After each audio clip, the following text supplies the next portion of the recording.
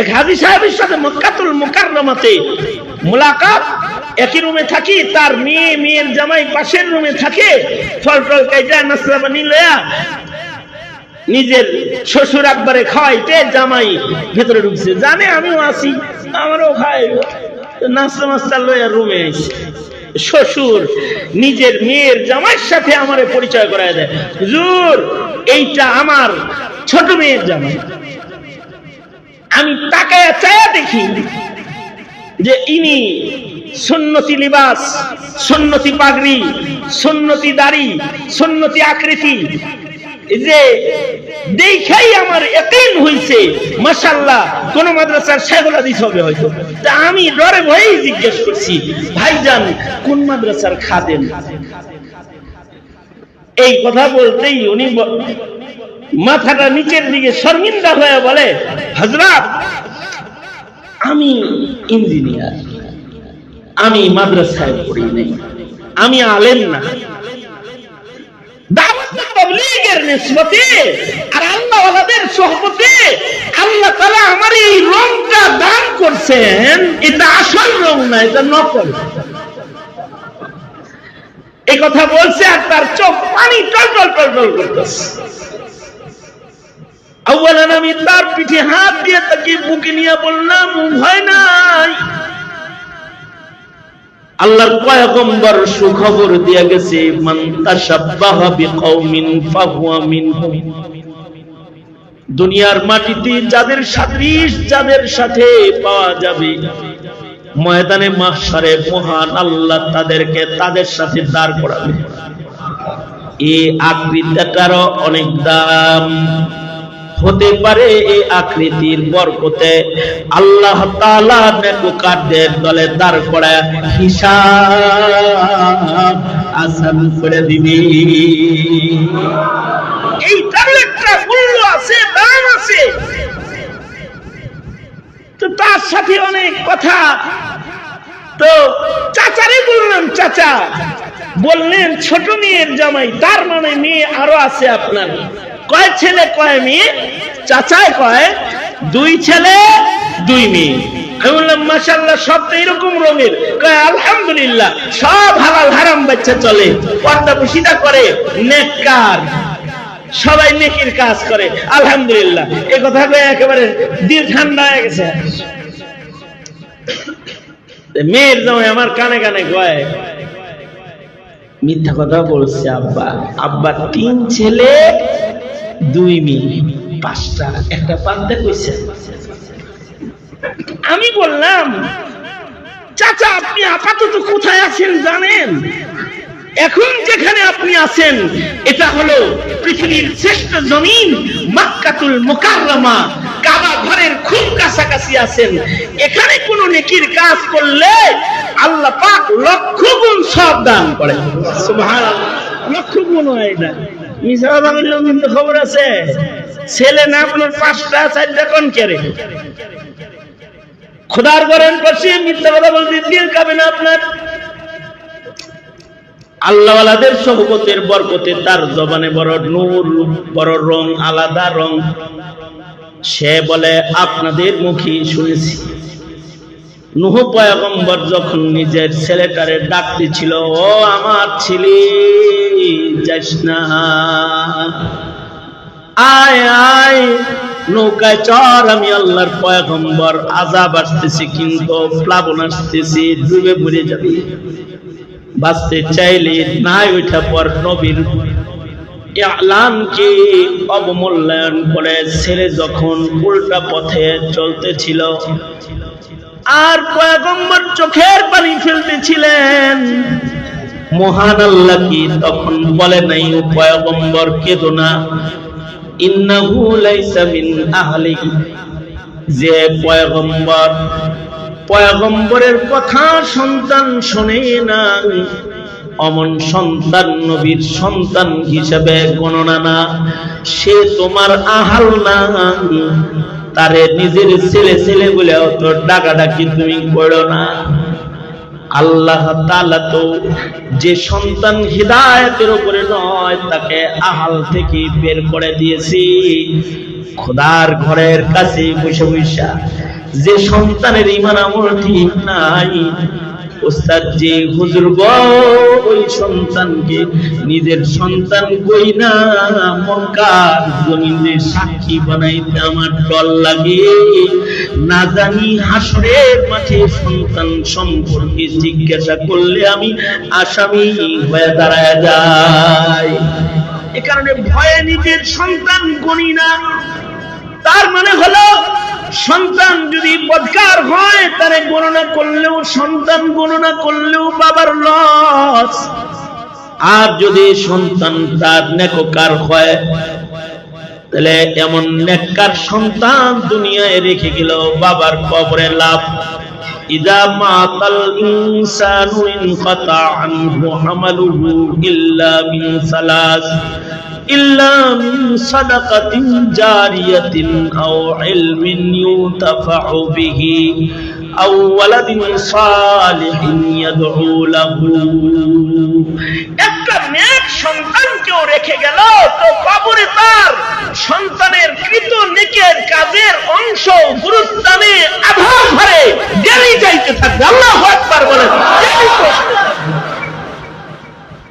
আর যদি সন্তান বদকার হয় তাইলে কবরেও মুসিবত, হাসরে তো মুসিবত আছেই। সন্তানেরাই বলবে আল্লাহ এই বাবা দিন শিখায় নাই, এর আগে ধরো। এ কারণে হযরত থানবী বলেন কপাল পোড়া বাবা আছে দুই গ্রুপ আর সফল বাবা আছে এক গ্রুপ। তার মানে বাবা মোট তিন প্রকার।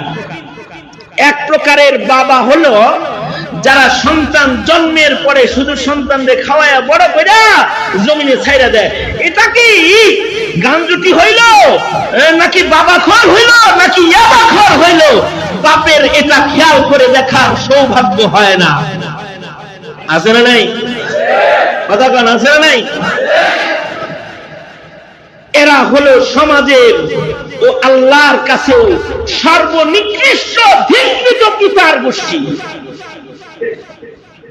আর আরেক প্রকারের নিকৃষ্ট পিতা হলো যারা সন্তানদেরকে শুধু ভরণ পোষণ লালন পালন করে না, শিক্ষাও দেয়, মগর শিক্ষাটা সুশিক্ষা দেয় না, তাদেরকে কুশিক্ষা দিয়ে দেয়।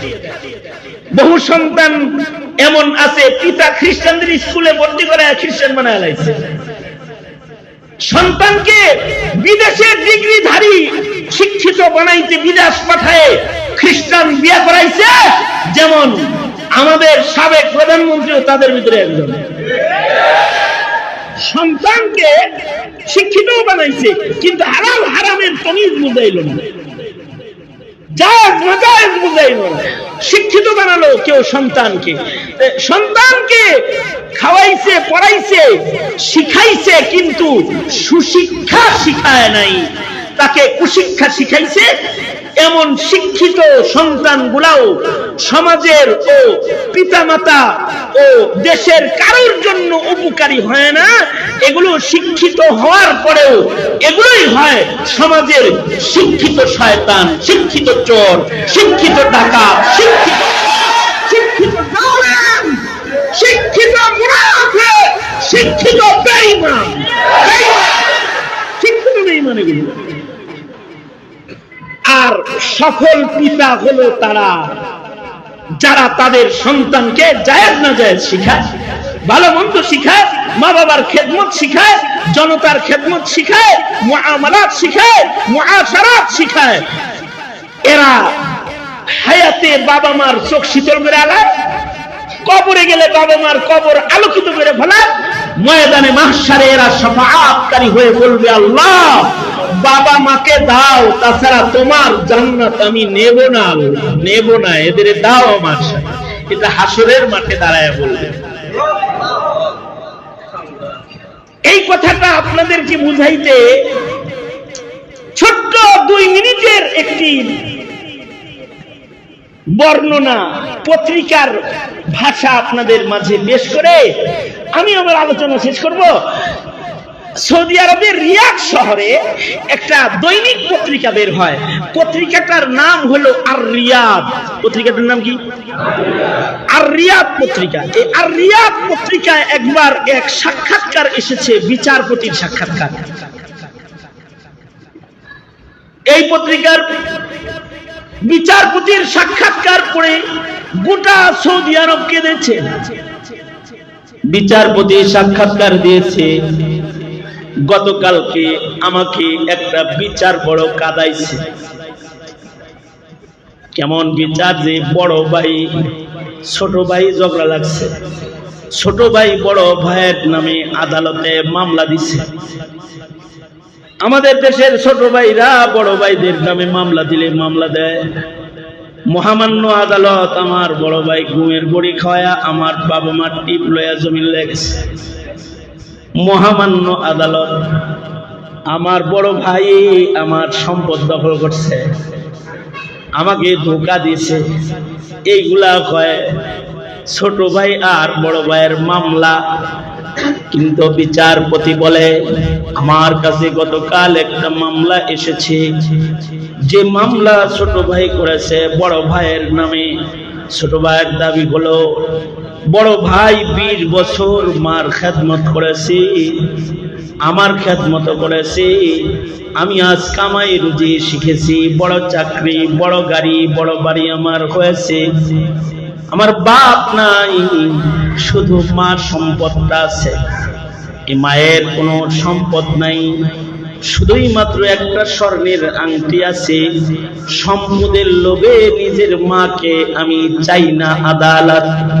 আমার বড় ভাই আমার মার পেশাব পায়খানা পরিষ্কার করার সুযোগ আমাকে দেয় না, সে একা একাই মার খেদমত করে, আর আল্লাহর জান্নাতটা একা একা লয়ে লইতেছি। আদালতের কাছে আমি চাই, আমার মায়ের পায়ের নিচে মহান আল্লাহ আমার জান্নাতটা রাখছে। আল জান্নাতু তাহতা আকদামিল উম্মাহাত। আমার জান্নাত আমার মার পায়ের নিচে আছে, সুতরাং আমিও আমার মায়ের পদতলের জান্নাতটা চাই।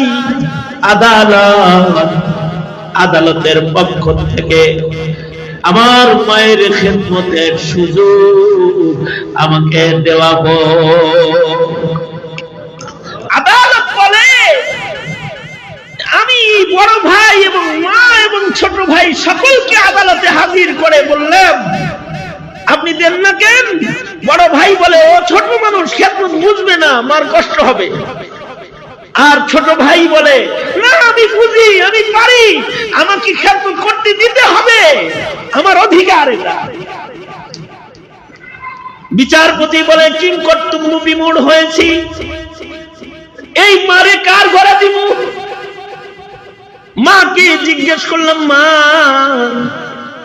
আপনি যার কাছে যাইতে চান তার কাছে আপনাকে দিয়ে দিন। মা একবার বড় ভাইয়ের দিকে তাকায়, একবার ছোট ভাই ছোট ছেলের দিকে তাকাই। বড় ছেলের দিকে তাকাইলে বড় ছেলে হাত পাইতে রয়েছে। মা কশিন কালেও কিন্তু আমার ঘরের কথা মানা করো না মা, আমি আমার জীবনের শেষ মুহূর্ত তোমার খেদমতটা তোমার কাছে ভিক্ষা চাই। ছোট ভাইয়ের দিকে তাকায় তো ছোট ছেলে বলতেছে, মা তোমার পায়ের নিচে জান্নাত, আমারে কি তোমার জান্নাতটা দিবা না? পায়ের নিচেটা। মা আমি তোমার খেদমত করতে চাই, আমার কাছে যাবা, আদালতে বলো। আদালত মাকে জিজ্ঞেস করেছে কার কাছে যাবা? মা খালি ছোট ছেলে বড় ছেলের দিকে তাকায়, কাঁদে, কিন্তু কোন ছেলের কাছে সে থাকবে এটা বলার ভাষা মায়ের নাই।